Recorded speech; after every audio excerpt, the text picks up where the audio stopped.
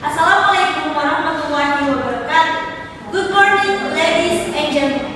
Welcome to our Asian Parliamentary event. My name is Ade Sepiani and I will be the chairperson of this event. Each speaker has up to 7 minutes. I will give 3 time signals. After 1 minute, I will signal once like this. After this, the debaters on the other team may offer point of information. At 6 minutes, I will signal twice like this. After this, no more point of information may be offered for the rest of the speech. At 7 minutes, I will make a triple signal like this. Of this, the speaker must conclude within a few seconds.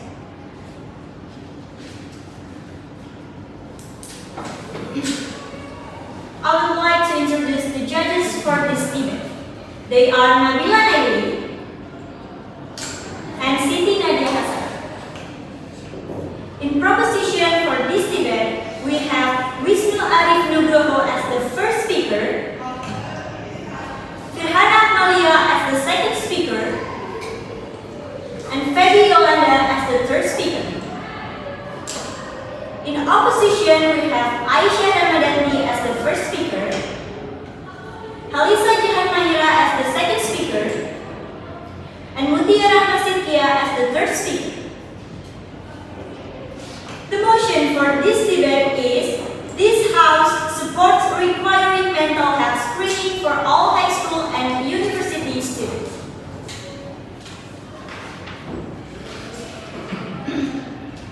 It gives me a great pleasure to invite the first speaker for the government team to open the event.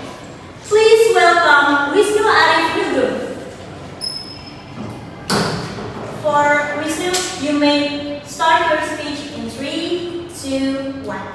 Okay, thank you, moderators. Good morning, honorable adjudicators, honorable speaker, distinguished journalists, fellow parliamentary. Today, we stand before a crisis that suddenly infected our future generation. The mental health epidemic among students is not merely a health issue, it is a national emergency that demands immediate systematic action. First, let me establish the urgency of this crisis. Dr. Firhana from Harvard Medical School report that approximately 20 to 25% of students in Asia suffer from mental health disorder. Gurus found that 70% of these cases remain undiagnosed until reaching severe stage. In our Asian context, where academic pressure is immense and mental health stigma persists, our children are suffering in silence, as emphasized by Professor Chia Bon Hock from National University of Singapore. We are losing brilliant minds, not academic failure, but to preventable mental health crisis. Second, early detection, self-life, and future. Just as we conduct regular physical health screening, mandatory mental health assessment can identify at-risk children before they reach breaking point. No thanks. Research by Kim and Lee demonstrated that systematic screening program in South Korea resulted in 42% reduction in student suicide rates and 58% improvement in health-seeking behavior among adolescents. The third, the correlation between mental wellness and academic excellence is undeniable. Third, conduct a comprehensive meta-analysis showing that students with good mental health demonstrate 21% higher academic performance and 33% better critical thinking skill. Furthermore, Weisberg and Cascarino found that mental health students show 47% improved social relationships and classroom engagement.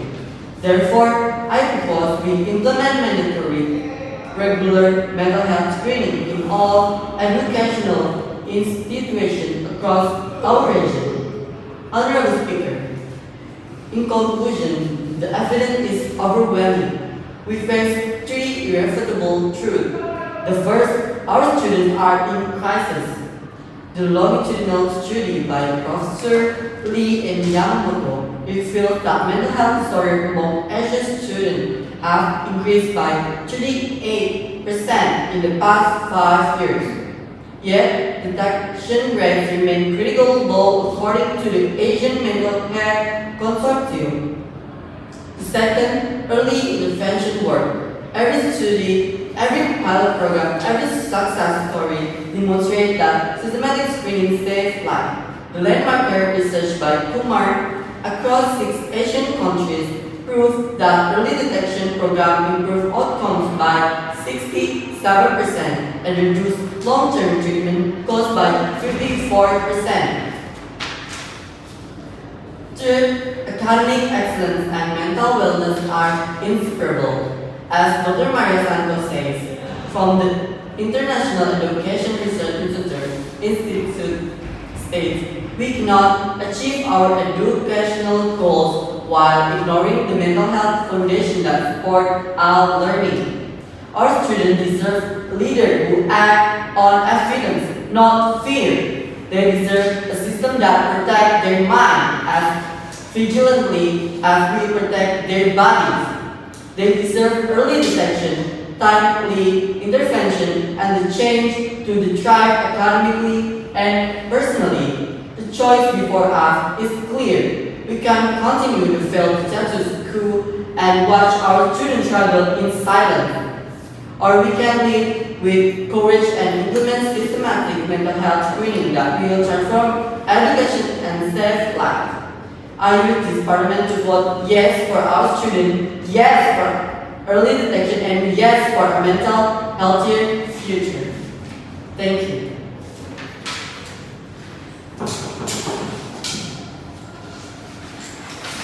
The first proposition speaker spent 4 minutes 53 seconds. I thank the first proposition speaker for the speech.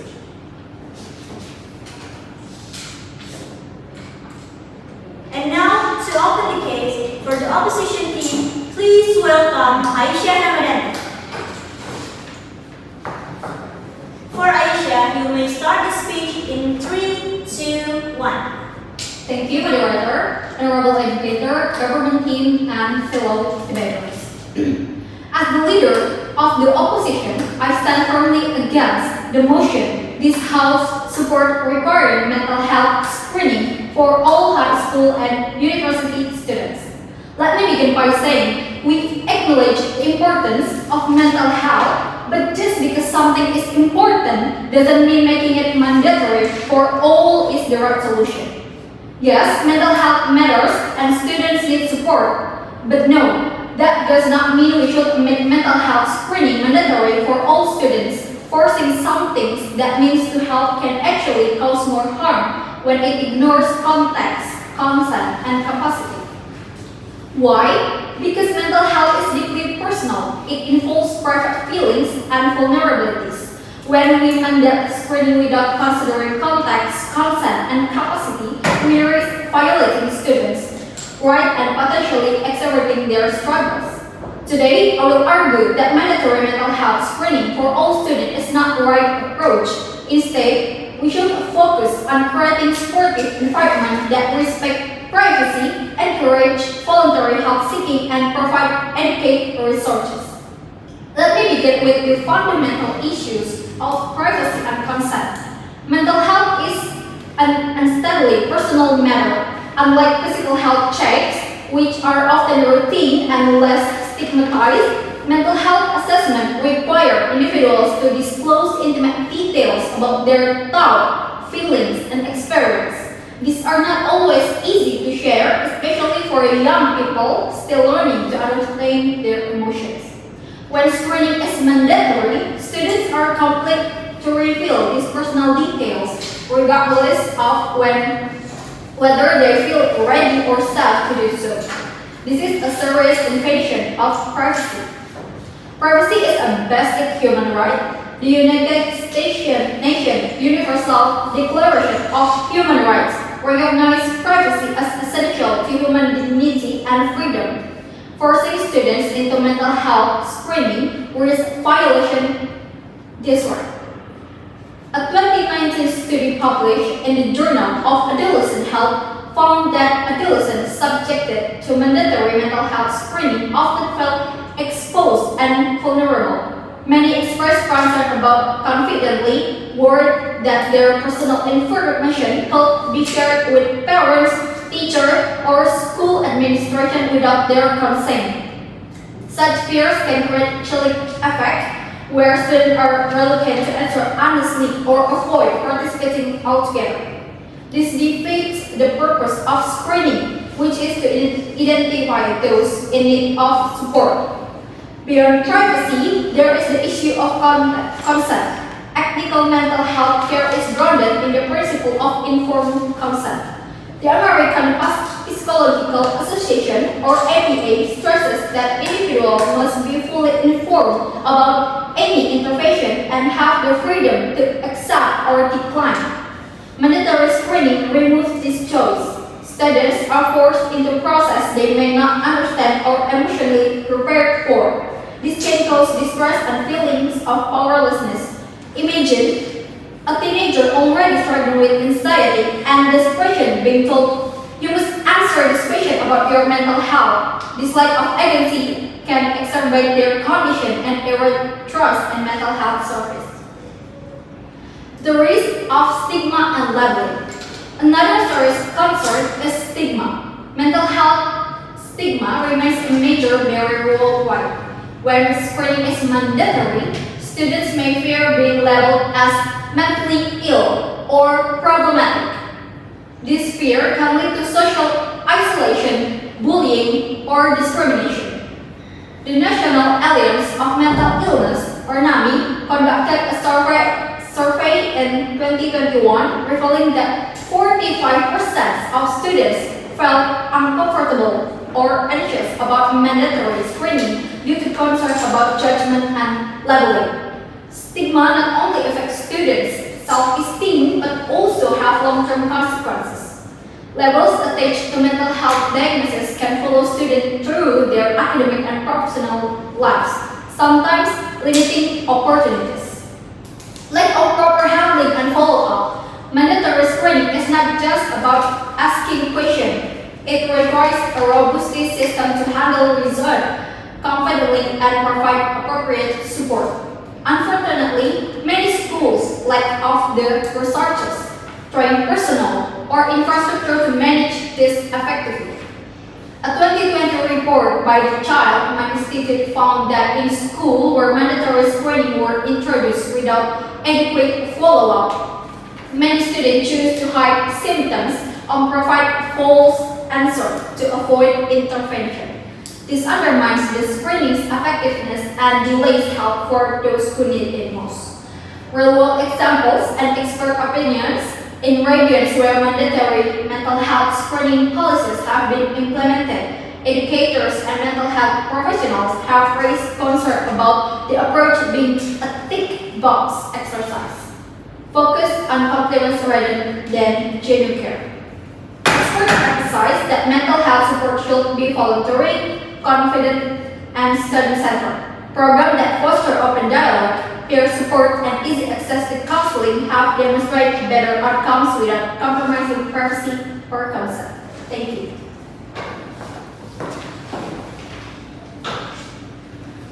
The first opposition speaker spent 6 minutes, 16 seconds. I thank the first opposition speaker for the speech. And now, to continue the case, for the government team, please welcome Firhana Akmalia. For Firhana, you may start the speech in 3, 2, 1. Okay, thank you. Honorable Speaker, good morning to the esteemed adjudicator, fellow parliamentarians, and member of the House. I stand proudly as the Deputy Prime Minister to start our case challenge the claim from the opposition and present the arguments that reinforce the urgency and necessity of mandatory mental health screening for students. Firstly, allow me to emphasize again of this crisis, the urgency. The Prime Minister has so, as the frightening statistic, mental health disorder are widespread and deeply hidden. Without detection, these issues worsen until they break students completely. We don't wait for someone to collapse from untreated diabetes to act early. Why do we wait when the illness is in my mind? Secondly, early detection is not only possible, it's powerful. When schools conduct mental health screening, they catch red flags that would otherwise miss. BOI. Yes, please. According to APA, or American Psychological Association, screening is not diagnostic, it is only identifies potential. Thank you. This screening provides a pathway to counseling, support, and timely intervention.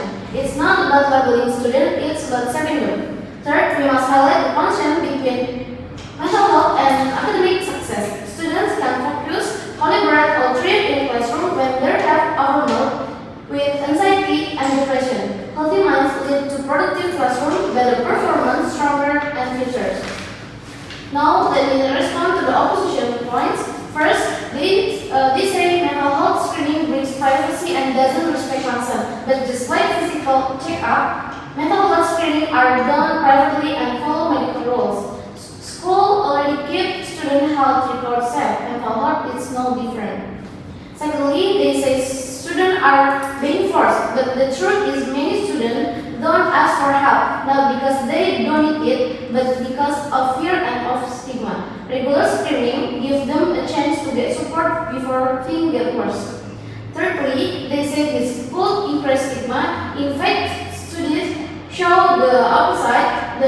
When the screening becomes normal, students see it like any other checkup that actually reduces them, not increase it. So let's be honest, the real problem is doing nothing while students suffering in silence. This motion helps us to change it. I will introduce now 3 more reasons to support this motion. The first reason, normalization.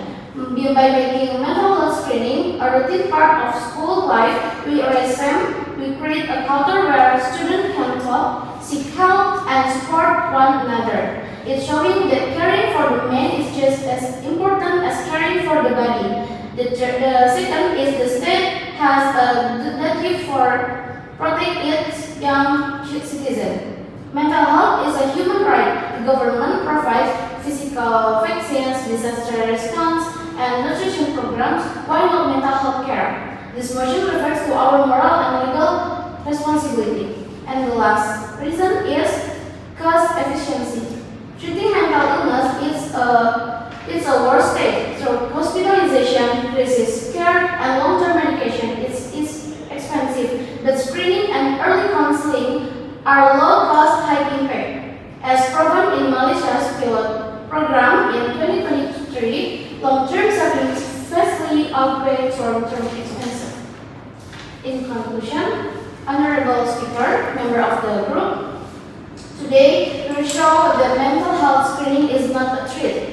It's a solution. It's like problem areas improve student well-being and save lives. We have defend our case, answer the opposition's concern, and add strong reason to support this policy. The status quo is not working. Students are still suffering in silence. By making mental health screening routine, we normalize care, protect your youth, and act before it's too late. It's not about forcing students, it's about raising those who need help the most. Even when they are too afraid to ask, it's about building a future where schools support the whole student, mind and body. That's why I urge this House to support this motion. Thank you.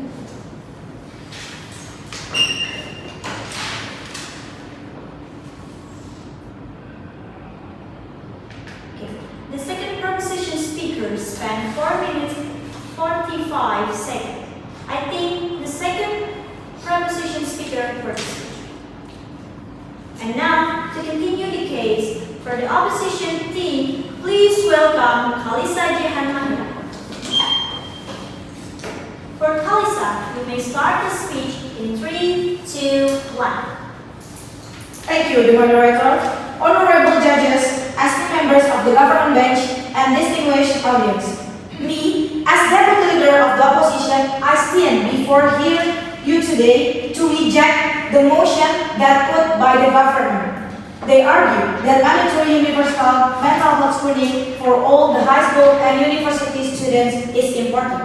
However, we on the opposition side will demonstrate how this is not only ineffective but also dangerous, impractical, and most importantly, unrealistic within the context of our current system.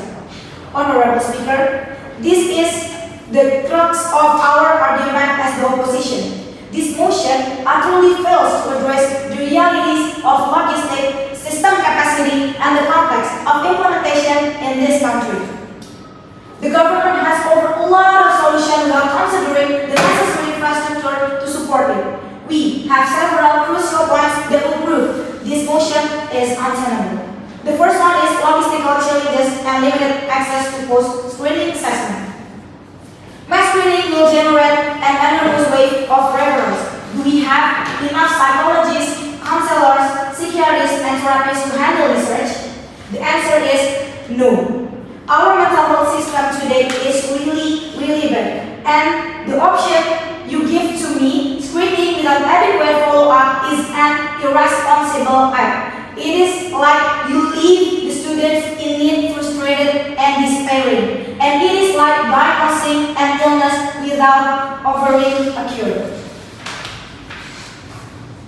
Number 2 is inappropriate resource allocation. The implementation of universal screening and, more importantly, the provision of adequate follow-up will require enormous financial and human resource investment.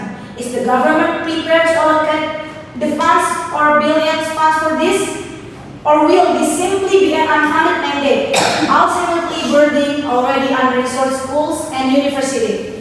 We argue that these limited funds will be better allocated to strengthening existing mental health service, raising awareness, and providing voluntary access for those who is seeking help, rather than squandering them on our mass screening system. Number 2, let's talk about the reality in Indonesia. Screeners are not psychology graduates. Honorable Speaker, let us talk about the reality, specifically in Indonesia. At the puskesmas level, which often serves a front line of primary health care, mental health screening positions are frequently filled not by psychology graduates, but by volunteers who have only received brief training. This will be extremely alarming fact. We can't expect accurate and reliable screening results if the implementers lack of the educational background and expertise. This is not just a matter of accuracy, but also an ethical concern and potential source of harm. So, screening conducted by untrained individuals can lead to misinterpretations, misdiagnosis, or even trauma for students. Number 4, according to APA or American Psychological Association, screening is not diagnostic, it is only identifies persona. And finally, Honorable Speaker, let us be clear about what is screening truly meaning. According to APA or American Psychological Association and other professional standards, screening is not a diagnostic tool. Screening is merely an initial identification stage to determine whether a student potentially has a mental health disorder or not. This means that even if a student passes a screening, they still require a comprehensive assessment and diagnosis by a qualified mental health professional to confirm their condition and plan appropriate interventions. This brings us back to the initial problem. If screening only identifies potential and we lack the capacity to provide subsequent diagnosis and intervention, then what is the point of this mass screening? It will only create long queues for services that do not exist. In conclusion, Honorable Speaker, the government motion is a fantasy unfounded in reality. They offering a lot of solutions that will create more problems than it solves. Mandatory universal mental health screening will overwhelm an already fragile system. Inaccurate diagnosis, disrupt existing programs, waste resources, and most crucially, be carried out out by untrained personnel, while screening itself you claim is a fundamentally not diagnostic. Therefore, we, as opposition team, we firmly reject this motion. Thank you.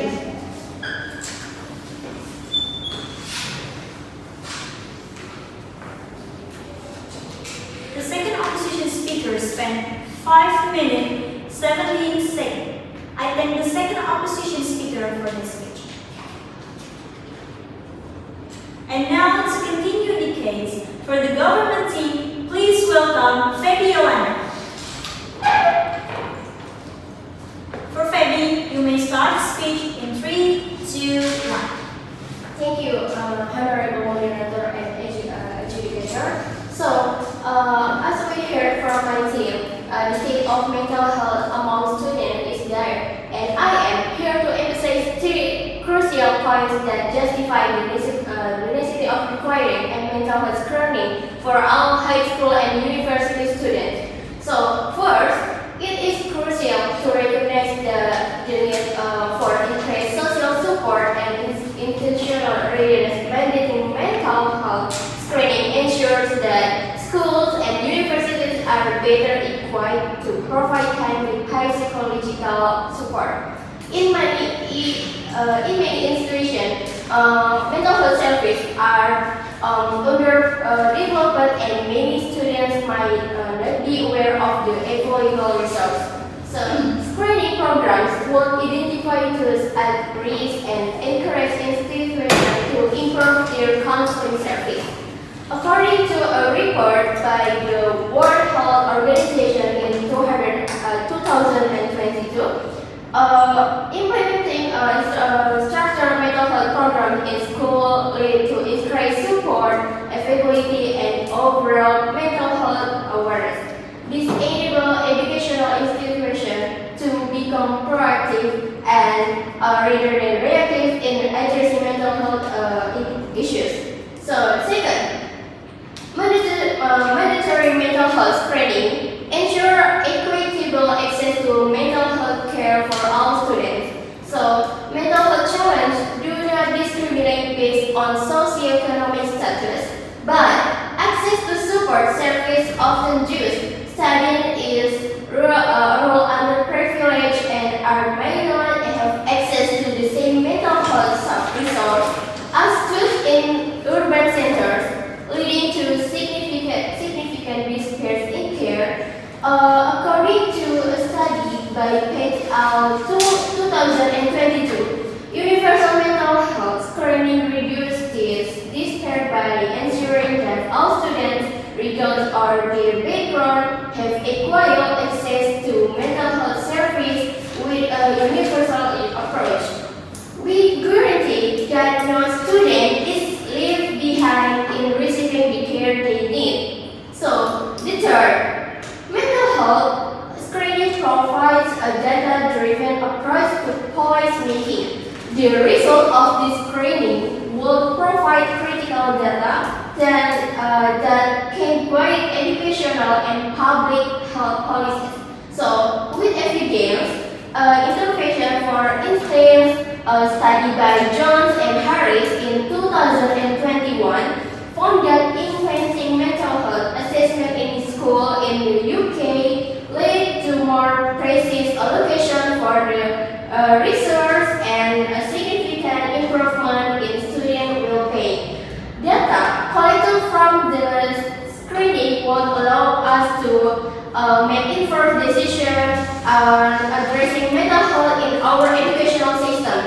So, improving both short-term and long-term outcomes. So, here for the conclusion, mandatory mental health are essential for building a robust support system within educational institutions, ensuring early identification and intervention for needy students. By guaranteeing equal access to mental health care, this screening will bridge disparities in support and create a more inclusive environment for all students. So, regardless of their background, moreover, the data gathered through the screening will guide evidence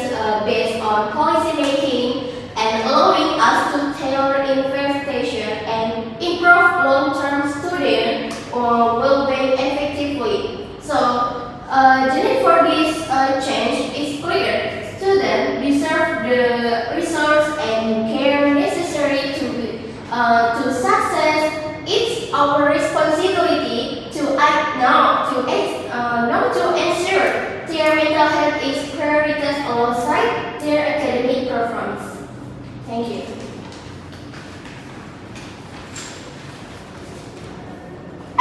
The third proposition speaker spent 4 minutes 49 seconds. I thank the third proposition speaker for the speech. And now to continue the case, for the opposition team, please welcome Mutia, Rahma, Sidqia. For Mutia, you may start the speech in 3, 2, 1. Okay, thank you for the opportunity, moderator. Honorable the educator, honorable the government team, and all over here. Okay, as the opposition whip, it is my duty to bring this debate into sharp focus, highlight the major classes, and show the why opposition has clearly won today in this debate. Okay, let me begin with one key reminder. We on the opposition bench are not against mental health care. We are against forcing it through mandatory screening because it is unethical, impractical, and ultimately ineffective. Let's revisit the major point of clash in this debate. The first clash is effectiveness versus risk of harm. The government claims mandatory screening will ensure early detection and reduce stigma. But we have proven the screening is not diagnosis. According to the APA, American Psychological Association, screening are not only tools to identify potential issues, they are prone to false positive and false negative. So, instead of helping students, we risk, first, labeling healthy students unnecessarily, creating anxiety and social stigma, and then missing students who truly need help, giving them a false sense of security. Mandatory screening is not early help, but it's a gamble. And the second clash is reducing stigma versus creating fear. The government say if everyone is screened, there will be less stigma. But our set review and the government failed to refute that forcing students to open up creates fear, not safety. Students may feel secure, they may not feel supported, and then pressure, they may feel not protected. We cite studies from the Journal of Adolescents Health and Principle from the APA showing that involuntary screening increases anxiety and reduces trust in the mental health system. Stigma is not solved through coercion, but through choice, education, and safe environments. And the next clash is infrastructure and implementation. The government painted a nice picture, but never explained how it will work. We, on the opposition bench, expose the reality. The first, Indonesia has a severe shortage of trained mental health professionals. Second, in many schools and puskesmas, screenings are done by volunteers with minimal training. And the last is no plan was given for follow-up care, which is essential after screening. Without trained professional, proper infrastructure or follow-up, mass screening is not just ineffective, but it is irresponsible. And the last clash is consent, privacy, and ethics. This is perhaps the most crucial point. Mental health is deeply personal. Forcing students to reveal emotional or psychological stage without consent violates privacy, undermines trust, and set a dangerous precedent. True care means allowing students to come forward when they are ready, not when the system demands it. Thank you. The third opposition speaker spent 3 minutes 42 seconds. I thank the third opposition speaker for the speech. Now, move to the 5 minutes continue reply speeches. To deliver the opposition's reply speech, please welcome Aisyah Ramadanti. You may start your reply speech in 3, 2, 1. In summary, while mental health is undeniably important and deserving of attention, mandating universal mental health screening for all high school and university students is not the right approach. It infers on students' privacy and consent, risks causing more harm through misdiagnosis and stigma, and is impractical given the current limitation in mental health infrastructure and trained personnel, especially in contexts like Indonesia. The opposition strongly advocates for voluntary, confidential, and well-supported mental health service that respect individual autonomy and are backed by adequate resources. We argue a focus on strengthening existing support system, raising awareness, and ensuring access to care for those who seek it, rather than imposing compulsory screening that may do more harm than good. Thank you. And now, to conclude the case for the proposition and the debate as a whole, please welcome Wisnu, Arif, Nugroho.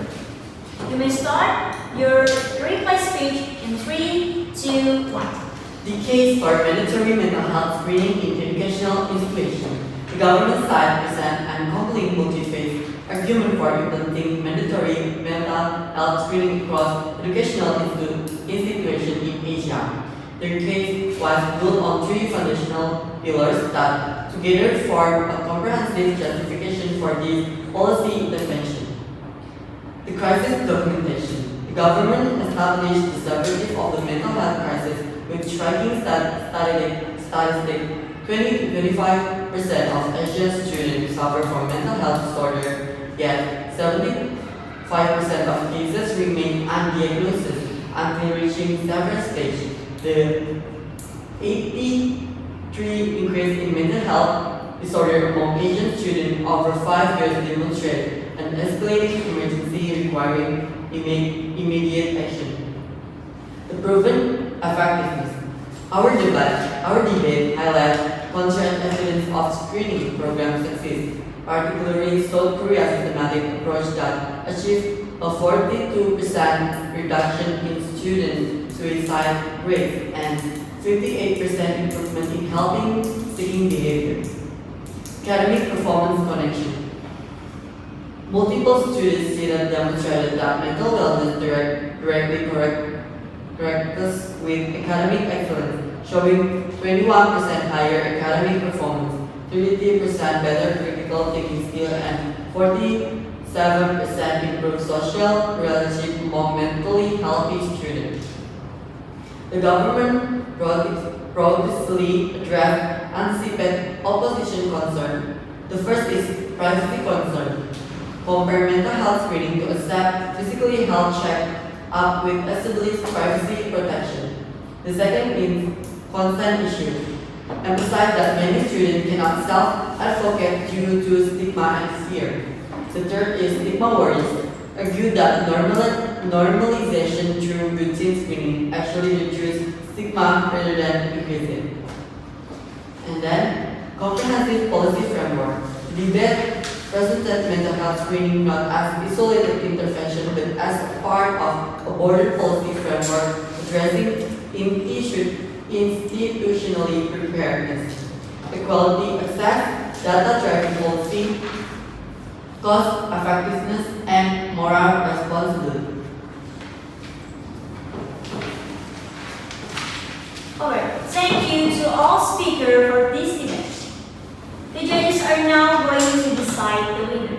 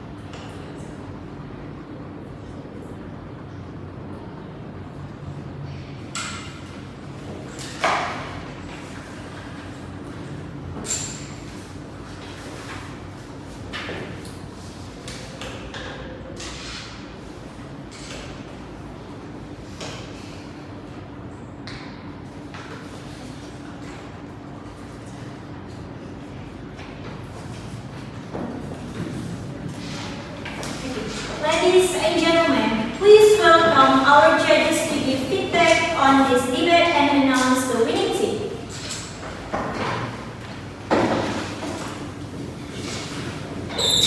First of all, congratulations to both of the team for delivering a well-organized and intellectually stimulating debate.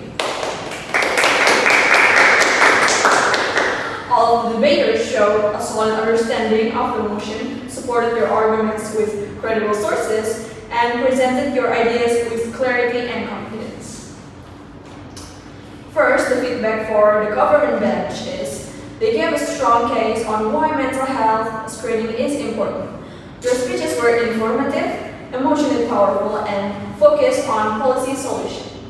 You framed mental health as an urgent public issue and emphasized the importance of early detection, academic performance, and moral responsibility. Meanwhile, in opposition side responded with a well-thought critique of the proposal feasibility and ethical concerns. Your arguments reflected a real-world limitations such as lack of proper infrastructure, issues of consent, and potential psychological harm. You effectively highlighted the risks and unintended effects of the motion and provided the clear rebut. So next. Okay, thank you for the opportunity. And now, while both of the teams, it was excellent performance. Yes, but now for today's, we have winner for today's debate. It was won by the opposition team. Because their argument were better grounded in context, especially in terms of implementation of challenges, and also in ethical concerns and in concept of limitations. Okay, and now move to, I will announce the best speaker. Okay, the best speaker is Deputy Leader of the Opposition or Opposition 2. Thank you for delivering a strategic and well-structured recent dismantling of the government's plan. Okay, thank you for all debaters for delivering the debates by maturity and also insightful and with heart.